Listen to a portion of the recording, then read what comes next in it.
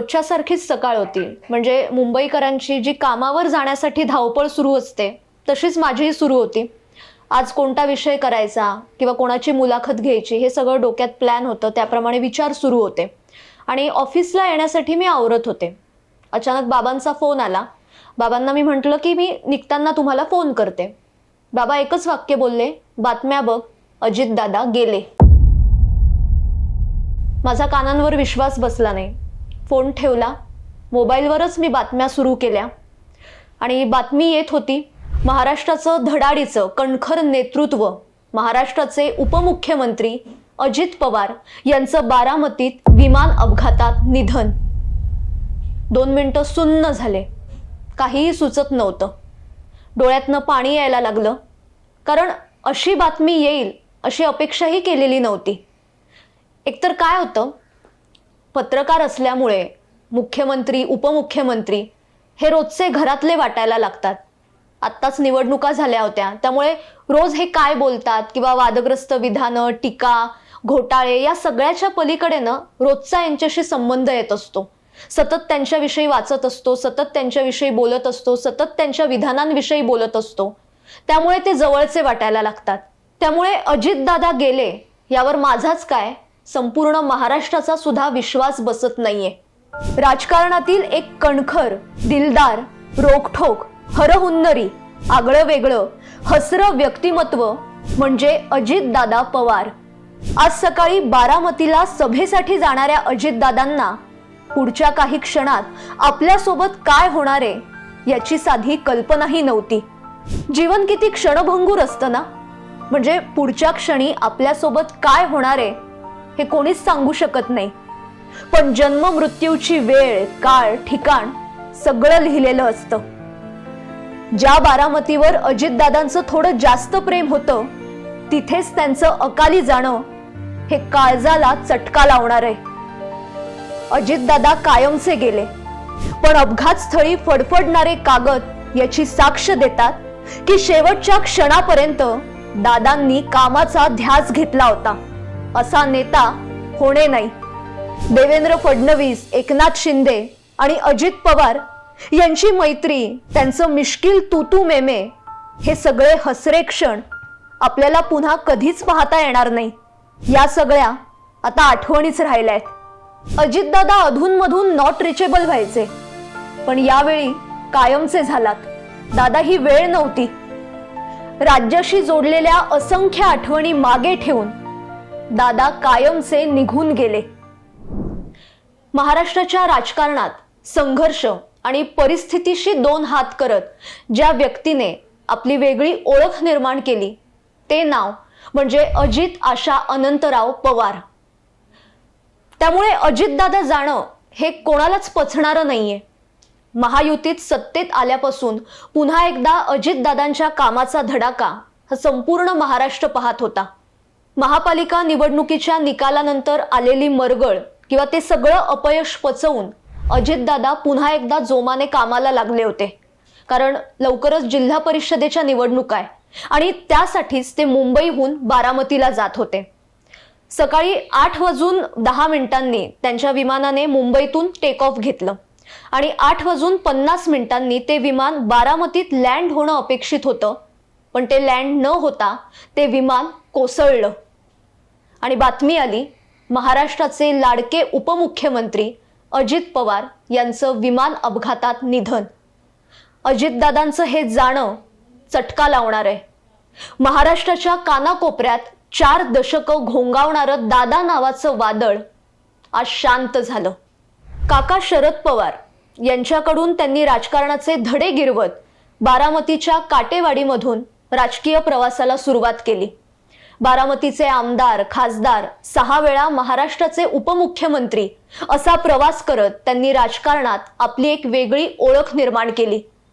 टीका, वादग्रस्त विधानं, घोटाळे, भ्रष्टाचार या सगळ्याच्या पलीकडे त्यांनी आपलं एक वेगळं स्वतंत्र अस्तित्व निर्माण केलं. त्यांचं कणखर, दिलदार नेतृत्व, स्पष्ट वक्तेपणा, वक्तशीरपणा, शिस्तप्रिय, निर्णय क्षमता, उत्तम प्रशासक, कार्यकर्त्यांना जपणारा नेता. तेच सांगतोय ना. ग्रामपंचायतला कोणी निवडून दिलं? अजित पवारांनी दिलं. सिटे बोर्ड फोटो पाहण्याला ती आला होता. मला तुम्ही दिलं, मी आलो तो यातनं निवडून द्यायला. तुम्ही बॉडी निवडून देणार, तुम्हाला अधिकार दिलाय बाबासाहेब आंबेडकरांनी. वेळ प्रसंगी कठोर, प्रेमळ आणि तितकंच मिश्किल व्यक्तिमत्व संपूर्ण महाराष्ट्राने पाहिलं. वेगवेगळ्या प्रसंगांमधून आपण ते अनुभवलं. मला जे योग्य वाटतं ते मी पेराव करत असतो, कपडे घालत असतो. पण आज तर तुमच्या लोकांनी मला पैठणीचं जॅकेटच घातलंय. बायको म्हणून लग्नात नाही घातलं ना, आता कसं घातलं रे उतारवयात? आता पोराच्या लग्नाची वेळ आली, बापाने आता पैठणीचं जॅकेट घातलं. आपल्या बिनधास्त स्टाईलने विरोधकांना नामोहरम करणारे कार्यकर्त्यांची. गौतमी पाटीलचा विषय आहे की ते रात्री कार्यक्रम झाला मावळामध्ये, ती एका बाईला समोर नाचली. तुला काय वाईट वाटतं की बाईला समोर नाचेल, नाही तर आणखीन कुणासमोर नाचेल? तुला काय त्रास होतो? वेळ प्रसंगी पत्रकारांची फिरकी घेणारे अजितदादा आज आपल्यात नाही. वयाच्या 67व्या वर्षी सुद्धा त्यांचा कामाचा उत्साह हा तरुणांना लाजवेल असाच होता. आणि वेळेच्या बाबतीत ते अत्यंत काटेकोर होते. सकाळी 6 पासूनच ते कामाला सुरुवात करायचे. कार्यक्रम असो किंवा एखाद्या प्रकल्पाची पाहणी, त्यांनी जी वेळ दिलीये त्या वेळेला ते हजर असायचे. सकाळी 6ची वेळ दिली तर ते 6ला हजर असायचेच. अनेकदा अजितदादांनी सकाळी पाहणी सुरू केल्यानंतर अधिकाऱ्यांची उडालेली भंबेरी अशा बातम्या आपण अनेकदा पाहिल्या आहेत. नुसती आश्वासनं देणं हा त्यांचा स्वभाव नव्हता. एखादं काम होणार नसेल तर ते स्पष्टपणे सांगायचे, पण एखादं आश्वासन दिलं तर ते काम पूर्ण सुद्धा करायचे. अनेकदा मंत्रालयात ते इतरांपेक्षा लवकर पोहोचून अधिकाऱ्यांच्या बैठका घ्यायचे. 16-16, 17-17 तास ते काम करायचे आणि म्हणूनच त्यांना कामाचा माणूस असं म्हटलं जायचं. 1982 मध्ये ते सहकारी साखर कारखान्याच्या संचालक मंडळावर निवडून आले आणि इथूनच त्यांच्या राजकीय प्रवासाला खऱ्या अर्थाने सुरुवात झाली. पुढे 1991 मध्ये अजितदादा बारामती लोकसभा मतदारसंघातून खासदार म्हणून निवडून आले. पण जेव्हा पुढे शरद पवार केंद्रीय मंत्री झाले तेव्हा अजित पवारांनी आपल्या खासदारकीचा राजीनामा देऊन काकांसाठी बारामतीची जागा सोडली आणि हा त्यांच्या आयुष्यातील अत्यंत महत्त्वाचा निर्णायक क्षण होता. पवार कुटुंबियांचं वलय हे महाराष्ट्रासाठी नवीन नाहीये. गेल्या 6 दशकांपासून पवार कुटुंबाचं गारुड हे समाजावर, महाराष्ट्राच्या राजकारणावर आणि महाराष्ट्रातल्या जनतेच्या मनावर आहे. पवार कुटुंबाची एकी, त्यांच्या घरात साजरे होणारे सण, त्यांच्या घरातली दिवाळी हा कायमच चर्चेचा विषय असायचा. पण मधल्या काळात अजित पवारांनी केलेल्या बंडामुळे पवार कुटुंबात विसंवाद निर्माण झाला होता. मात्र गेल्या काही दिवसांपासून झालं गेलं विसरून जाऊ असं म्हणत अजित पवार आणि शरद पवार यांच्यातल्या राजकीय वादाची दरी ही कमी होताना दिसत होती. शेवटी राजकारण हे वेगळं आणि कुटुंबाचा जिव्हाळा, ओलावा हे वेगळं. आज अजितदादा गेल्यानंतर सुप्रिया सुळे यांचा उद्ध्वस्त हा एक शब्द खूप काही सांगून जाणार आहे. त्यांच्या मिश्किल, हजरजबाबी स्वभावाचे सुद्धा अनेक किस्से आहेत. म्हणजे 2024ला जेव्हा महाराष्ट्राची विधानसभा निवडणूक झाली आणि निकाल लागला तेव्हा महायुतीचं सरकार स्थापन होणार अशा सगळ्या हालचाली सुरू होत्या आणि एक पत्रकार परिषद सुरू होती. तेव्हा पत्रकारांनी एकनाथ शिंदे यांना प्रश्न विचारला की तुम्हीही उपमुख्यमंत्री पदाची शपथ घेणार आहात का? त्यावर एकनाथ शिंदे असं म्हणाले की देवेंद्र फडणवीस यांनी यावर भाष्य केलंय.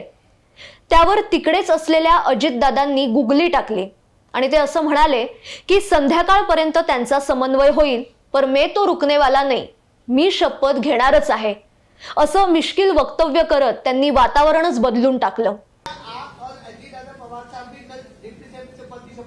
अरे भैया अभी तो कहा, देवेंद्र जी ने भी कहा, मैं भी कह रहा हूँ रुको थोड़ा, अभी शाम तक रुको, अभी कल शपथ ली है ना, उनका समझ में आएगा. मैं तो लेने वाला हूँ.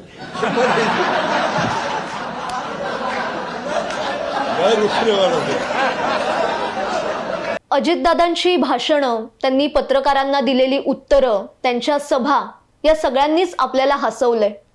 कधीही कोणतंही उत्तर देण्यासाठी त्यांनी टाळाटाळ केली नाही. प्रशासनावर त्यांचा उत्तम होल्ड होता. त्यांच्या गुलाबी जॅकेटने सुद्धा सगळ्या लाडक्या बहिणींना भुरळ घातली होती. पुण्याचे दादा कोण अशी एक चर्चा कायम माध्यमांमधनं रंगवली जायची. अजितदादा पुण्याचेच काय, संपूर्ण महाराष्ट्राचे दादा होते. पालिका निवडणुकीच्या काळात पिंपरी चिंचवडमध्ये एका भाषणात अजित पवार असं म्हणाले की आपल्याला मुख्यमंत्री पदाची संधी मिळाली नाही. 6 वेळा राज्याचे उपमुख्यमंत्री बनलो, पण मुख्यमंत्री असा शब्द तोंडात येतो आणि ती संधी हुकते, अशी खंत त्यांनी यावेळी व्यक्त केली. पण ते असंही म्हणाले की लाडक्या बहिणींच्या मनात असेल तर मुख्यमंत्री बनायची संधी सुद्धा मिळेल. महाराष्ट्रातल्या जनतेला सुद्धा अजितदादांना मुख्यमंत्रीपदी पाहायचं होतं, पण ही इच्छा अपूर्ण राहिली. आज अजितदादा मुख्यमंत्री जरी झाले नसले तरी त्यांच्या कामाने, त्यांच्या स्वभावाने दादा कायमच आपल्या सगळ्यांच्या मनात राहणार हे मात्र नक्की. या दुर्दैवी अपघातात अजितदादांसह pilot captain Sumit Kapoor, captain Shambhavi Pathak, flight attendant Pinky Mali, सुरक्षा रक्षक विदीप जाधव यांचा सुद्धा मृत्यू झाला. या सगळ्यांना भावपूर्ण श्रद्धांजली. महाराष्ट्राच्या राजकारणातली दादांची पोकळी ही कधीही भरून न निघणारी आहे. ज्या बारामतीतून अजितदादांनी राजकीय प्रवासाला सुरुवात केली, त्याच बारामतीत अजितदादा नावाचं वादळ आज शांत झालं.